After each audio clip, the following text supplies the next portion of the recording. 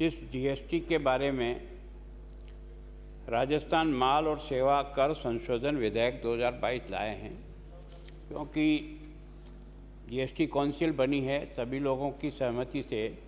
उसके सभी राज्यों के प्रतिनिधि रहते हैं और उसमें जहाँ कहीं भी समय समय पर अगर कोई अमेंडमेंट करना हो तो उनकी सबकी सहमति से अमेंडमेंट करने का प्रोविज़न इसमें है।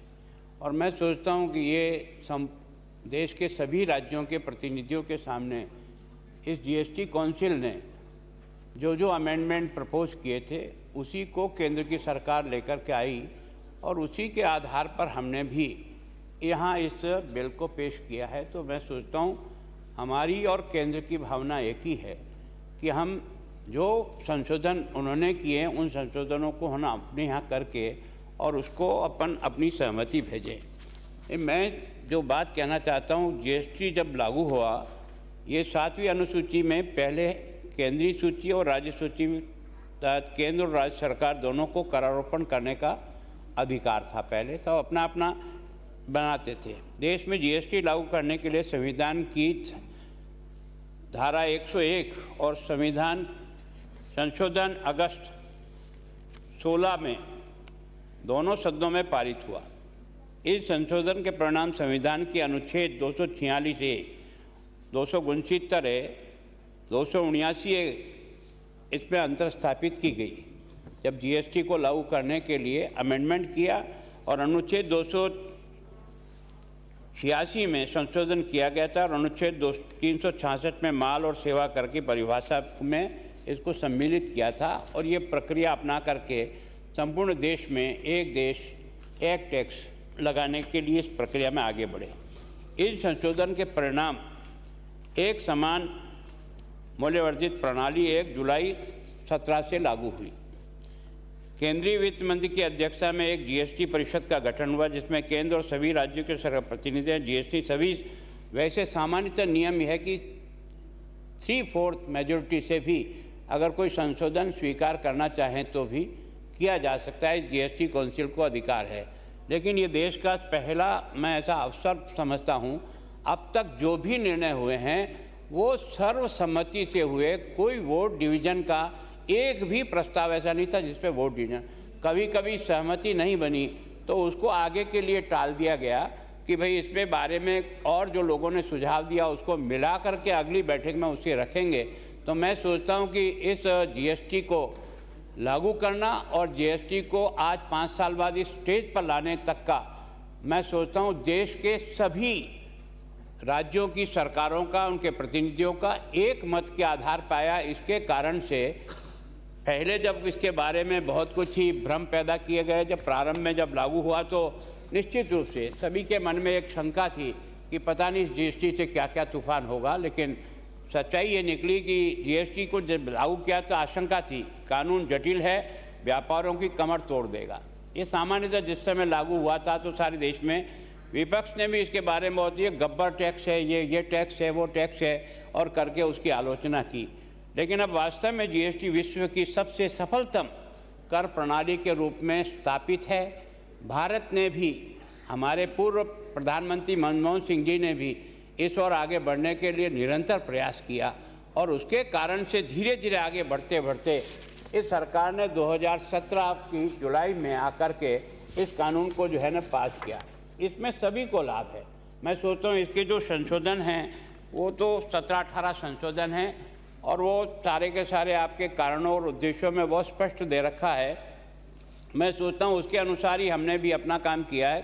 कोई नई बात मैं उसमें ये जो है लगभग ये 18 संशोधन इसमें सारे के सारे इस बिल में किए हुए हैं। इसमें से चाहे तो भले मैं एक पढ़ सकता हूँ। विधेयक का खंड 2 राजस्थान माल सेवा कर अधिनियम 17 की धारा 16 की उपधारा 2 में एक नया खंड ख अंतर स्थापित करते हुए संशोधित करने के लिए इसमें यह अनुबंध किया गया है कि किसी प्रदाय के संबंध में इनपुट और अप्रत्यक्ष उपभोग केवल तभी किया जा सके जब ऐसा रजिस्ट्री व्यक्ति के धारा 38 के अधीन एक के बाद एक उन्होंने उसको हर एक को उसको थोड़ा आगे बढ़ाने का। मैं सोचता हूँ कि इससे आज व्यापारी भी, प्रारंभ में तो व्यापारी का मन का बहुत विरोध था, क्योंकि नई व्यवस्था थी, समझने में भी और कई प्रकार के उसके मन में शंकाएं थी। लेकिन आज जो है ना, मैं सोचता हूं कि इस देश में कर प्रणाली में एक ऐतिहासिक सुधार हुआ और स्वयं व्यापारी को भी अगर आप पूछेंगे तो वो भी महसूस करता है कि जो इंस्पेक्टर राज का जो डर भय था वो लगभग ख़त्म होते हुए दिख रहा है आज की तारीख में। और उससे छोटा सा इंस्पेक्टर भी आता था तो गांव में जैसे ही घुसा था तो सभी शटर डाउन हो जाते थे। एक दुकान पे वो ज़रूर जाता था लेकिन सारा मार्केट उसके कारण से बंद हो जाता था। एक छोटा सा व्यक्ति जाकर एक बड़ी फैक्ट्री में भी जाकर के उसके जो कुछ भी कागज़ देखना शुरू करता और उसके बाद जो केस बना देता तो वो केस के लड़ते लड़ते ही एक तरह से वो फैक्ट्री वाला परेशान हो जाता था। लेकिन इन सबसे जो है ना, टैक्स का सारा काम आज की तारीख में ऑनलाइन हो, व्यापारी को सरकारी दफ्तर के चक्कर नहीं लगाने पड़ते। ईमानदारी से अब 5 साल बाद अगर महसूस करें तो वो इस महसूस करता है परेशानी। और बाकी लागू होने के पहले 17 तरह के विभिन्न अलग अलग कर थे, है ना, मतलब उनके बारे में उनको पूरे बोर्ड जो है ना तख्तियाँ लटकी रहती थी कि ये किस प्रकार का लाइसेंस है। इन उपकरण केंद्र और राज्य सरकार द्वारा लागू किए गए थे स्थान पर पूरे देश में एक समान और सरल प्रणाली व्यापारी के, जहां पहले कई विभागों के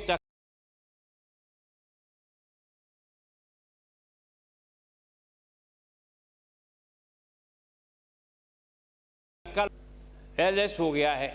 इससे रिश्वत और पहली बार मैं आपको ईमानदारी से कह सकता हूं, आज की तारीख में जिन दफ्तर में जाने के पहले ही एक तरह से भय लगता था और जिस प्रकार का, चाहे वो सीए हो चाहे कोई भी हो, उनको जिस प्रकार से लेन देन का काम करना पड़ता था, इस नई प्रणाली के कारण से 100% तो मैं नहीं कह सकता हूं पर 80% ये जो जिस प्रकार की परेशानी और जिस प्रकार का लेन देन होता था वो सारा का सारा खत्म हो गया। एक तरह से इनपुट टैक्स क्रेडिट की सुगम व्यवस्था के व्यापारी को लाभ हुआ, क्षेत्रीय असंतुलन दूर हुआ और अंतर्राज्यीय अंतर भी कम हुआ है।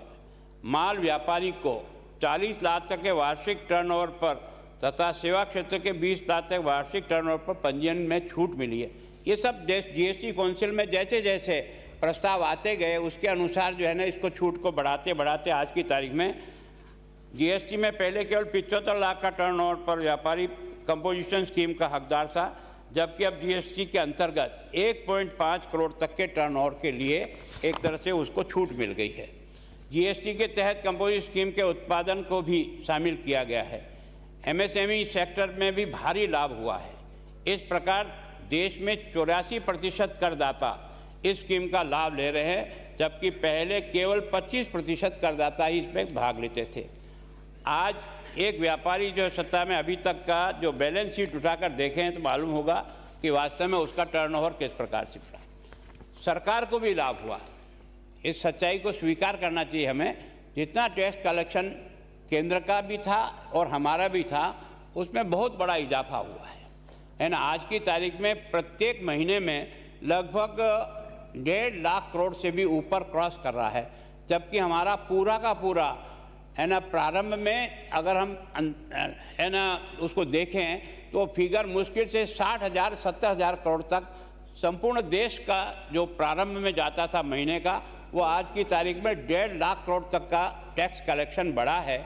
और जब टैक्स कलेक्शन बढ़ेगा तभी हम जनता के लिए जो सेवा के काम करना चाहें वो उसी में से करेंगे, हमारी आमदनी उसी में से। अप्रैल 21 में जहाँ केंद्र सरकार, राजस्थान के बारे में आप जो कहते हैं ना कि हमको जो है इसमें लाभ नहीं मिला, अप्रैल महीने में 21 में टैक्स कलेक्शन 32,172 करोड़ था, जो अगस्त 22 में ये 1,49,000 करोड़ रुपया तक पहुंचा है। और ये जो आज अपन कह रहे हैं ना कि हिंदुस्तान अब दुनिया की 5वीं अर्थव्यवस्था में जाकर के खड़ा हुआ है, तो उसमें बहुत बड़ा रोल अगर किसी का है तो इस जीएसटी व्यवस्था का है। जीएसटी लागू होने के बाद प्रदेश में 50% बढ़ा है, प्रदेश में 28%। है राज्य सरकार के बारे में भी, राजस्थान को भी अगर आप 2 आंकड़ों की तुलना करें कि जून 21 में राजस्थान को जीएसटी के कारण से कितना पैसा मिला था, 2,176 करोड़ एक महीने का, और वो जून 22 में कितना मिला है, वो 3,386 करोड़ रुपया, अर्थात 56% 21 के जून में और 22 के जून में जो राजस्थान को मिला उसमें 56% की वृद्धि हुई है। तो मैं सोचता हूँ राजस्थान भी बड़े राज्यों में है ना कम से कम 30 से चौथे स्थान पे आ गया। अपना जीएसटी की जो भरपाई वहाँ से हो रही है। और राजस्थान सरकार को मंत्री महोदय आप बताना, जो हमने देखा है गत 5 वर्षों में लगभग आपको 20,000 करोड़ रुपया राजस्थान को जीएसटी का मिला है, 20,000 करोड़ रुपया। तो मैं सोचता हूँ एक तरह से सरकार को इसमें से जितना इसके बारे में कहा गया था उस प्रकार की स्थिति है। और इसके साथ उपभोक्ता को भी लाभ है ना, केवल व्यापारी और सरकार को ही लाभ नहीं हुआ, तो ईमानदारी से जीएसटी के कारण से उपभोक्ताओं को भी पूरा प्रोटेक्शन हुआ है। पहले कर पर कर लगता था, एक के दूसरा तीसरा चौथा पांचवा छठा, अब आज की तारीख में एक ही जगह पर टैक्स लगता है। पूरे देश में समान कर होने से भी उपभोक्ताओं को लाभ मिला। जीएसटी का यथासंगत 5 दरों शून्य, केवल स्लैब को भी उन्होंने लगा करके 0, 5, 12, 18 और 28 5 ही में ला करके किया। और उसमें भी जो जीएसटी काउंसिल बैठती है और आप किसी को सोचते हो भाई इसका 28% बहुत ज़्यादा है, तो आप लोगों की आपसी चर्चा के बाद पहले कभी किसी में 28 था तो उसको 18 किया, 18 था तो उसमें से कई 5 किया, कईयों को उसमें और घटाने के लिए भी। और ये अगर मान लो इसमें कोई तकलीफ महसूस भी करते हैं तो जीएसटी काउंसिल में हमारा जो प्रतिनिधि जाता है वो हम सब लोगों की राय को लेकर के उसमें जाए और अपने केस को अगर प्लीड करे, तो मैं सोचता हूँ कि उसकी सहमति से केवल हमें ही नहीं लाभ मिलेगा, बाकी सारे स्टेटों को भी जो है ना लाभ मिलेगा। एक जो बात आपने बार बार जिस वस्तु को लेकर के आपने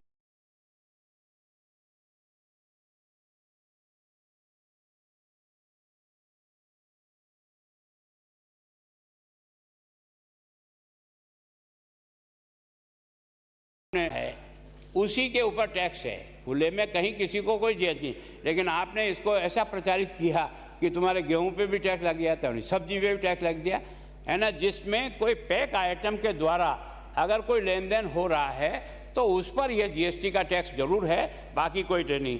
अब इसमें से आपने देखा जैसे दूध, लस्सी, मक्खन, पनीर आदि जो पैक किए हुए हैं, लेबल किए हुए हैं, ऐप पर न्यूनतम 5% कर लगाया है। खुले व ताज़ा दूध उत्पादों पर कोई जीएसटी नहीं है। मतलब कम से कम सच्चाई बोलना चाहिए, इसके बारे में आलोचना करने की कोई गुंजाइश नहीं है। अगर ईमानदारी से कोई स्वीकार करे इसे तो आंदोलन एक तरह से इसके बारे में विरोध करने की कोई स्थिति नहीं है। और क्या आपको ये महसूस नहीं होता है कि राजस्थान में भी ये जो विभिन्न अलग अलग हैं, हम कहाँ स्टैंड करें, इस पर विचार जरूर करना चाहिए, है ना। केंद्र का कलेक्शन जिस प्रकार से टैक्स का जिस गति से बढ़ा है, उस गति से हमारे यहाँ अब हमको 2 ही काम दिया था, वेट और एक्साइज आपको जो है ना, पेट्रोल और डीजल आपको दिया था वेट के आधार पर, सभी राज्यों को दिया है। क्या आप इस बात को स्वीकार नहीं करोगे कि हमारे अधिक वेट होने के कारण से गुजरात में हमारे से पेट्रोल 7 रुपया प्रति लीटर कम रेट से बिकता है। इसी तरह से दिल्ली का देखेंगे, हरियाणा का, अपनी बॉर्डर का। मैं आपसे कहता हूँ कि आप आमदनी आपको कम नहीं होगी, क्योंकि आपकी सेल उस एरिया में जो बॉर्डर पे जो हमारे पेट्रोल पंप है जो हैं, उनकी सेल अपने आप ही कम होती, तो आपको कहीं न कहीं उसकी भरपाई तो हो ही रही है। तो अच्छा हो कि जनता को भी इसमें राहत मिले। जो हमारी नेबरिंग स्टेट है, उन स्टेट में जितना वेट है उस वेट के आधार पर अगर लगाएंगे तो हम निश्चित रूप से, अब आप बात करें तो केंद्र सरकार को घटा देना चाहिए। केंद्र सरकार ने अगर एक्साइज लगा रखी है तो राजस्थान अकेले के लिए नहीं लगा रखी है, संपूर्ण देश के लिए लगा रखी है। अगर कोई कम करना हो तो उन्होंने जब प्रयत्न किया, कम किया 2 बार, ये सोच करके कि वास्तव में पेट्रोल और डीजल सामान्य आदमी के यूज में आता है, उसको उन्होंने कम किया है। लेकिन कम से कम आप इतनी तो कृपा करो कि हमारे नेबरिंग स्टेट में जो कुछ भी पेट्रोल और डीजल है, जिसके कारण से हमारे 30-40 किलोमीटर के पेट्रोल पंप बंद हो गए हैं, वो तो कम से कम किसी से सर्वाइव करे। और ये जो ब्लैक हो रहा है, इस ब्लैक को भी किसी से रोका जा सकता है।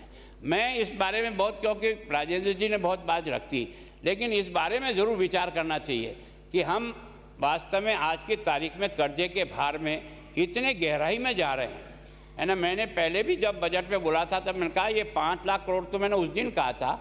अब आज की तारीख में राजस्थान का कर्जा लगभग 5.5 लाख करोड़ के रूप में जा रहा है। अगर इसका जो ब्याज है, जैसा उन्होंने कहा ना, 28,000 करोड़ रुपया तो हमको केवल ब्याज में भरना, तो हमारी जितनी आमदनी हो रही है, इस आमदनी के तुलना में हम कहाँ स्टैंड कर रहे हैं। और हमारे जो दूसरे कुछ खर्चे हैं जिसके कारण से हमारे पर और बर्डन आ रहा है, इसको बैठ कर के विचार नहीं। अभी आपने क्या खुश करने का काम किया। मेरा दावा है कि अगली बार जब भी ये विधानसभा लगेगी तो आपने ये जितनी घोषणाएं की ना, वो आपके पास साधन नहीं है। आपने इनको केवल हवाई पुलाव में बना दिया, क्योंकि आमदनी कहाँ से आएगी इसका तो कोई अता पता ही नहीं लग रहा है। आपने घोषणा, जैसे आज सवेरे किस क्वेश्चन में आपने जवाब दिया, आपने कह दिया 12,000 करोड़ रुपए में हम ये सबको स्मार्टफोन देंगे। अरे यार कहाँ से है, 3 साल में करेंगे और अभी तो अपन 6 महीने तो निकल गए हैं, अभी तो हम धरती पर कहीं उतर ही नहीं पाए हैं। मैंने कल भी कहा था और आज भी मैं आपको कह रहा हूँ कि आपके ये जो फाइनेंस के जितने अधिकारी बैठे हैं ना, ये मेरे को केवल राजस्थान में आपकी सरकार 19, 20, 21, 22 ये जो चौथा बजट पेश किया ना, एक भी काम राजस्थान में एक भी जो 25 करोड़ से अधिक का हो और उसका निर्माण होकर के जनता को सुपुर्द कर दिया हो तो उसका नाम बता देंगे तो हमको बहुत संतोष मिलेगा कि वास्तव में आपने किया है। केवल और केवल ये जो राजनीति का जो अखाड़ा बन गया है कि ये भी फ्री मिलेगा, वो भी फ्री मिलेगा, वो भी फ्री मिलेगा, तुमको कुछ नहीं करना है, इसके आधार पर कभी भी देश नहीं बनता है। देश बनेगा तो टैक्स बड़े आदमी से वसूल करो और छोटे की मदद करने का प्रयास करो ताकि उसको लाभ मिले। लेकिन मैं लगता हूं कि जीएसटी ने वास्तव में संपूर्ण देश का कायाकल्प किया, इसको कोई भी अस्वीकार नहीं कर सकता और उसके कारण से हिंदुस्तान आज 5वें स्थान पर है दुनिया की इकोनॉमी की दृष्टि से। आने वाले 2 साल में ये 3रे स्थान को टच करने की स्थिति में बन रहा है। ये मैं नहीं कह रहा हूँ, दुनिया के सारे अर्थशास्त्री कह रहे हैं। तो कृपा करके इसके बारे में हमारा कोई विरोध नहीं है, इसके बारे में, क्योंकि ये तो सबने मिलकर के इसमें अमेंडमेंट किया है और जीएसटी काउंसिल ने अमेंडमेंट किया है, हम भी उसमें अपनों को सहभागी मानते हैं और उसके साथ समर्थन करते हैं। लेकिन हमें हमारी स्टेट कहाँ खड़ी है, हम कहाँ हैं, हमें आगे बढ़ने में कहाँ इस टैक्स कलेक्शन में तकलीफ आ रही है, उसको आगे बढ़ाने का प्रयास करो तो उससे राजस्थान का भला होगा। धन्यवाद।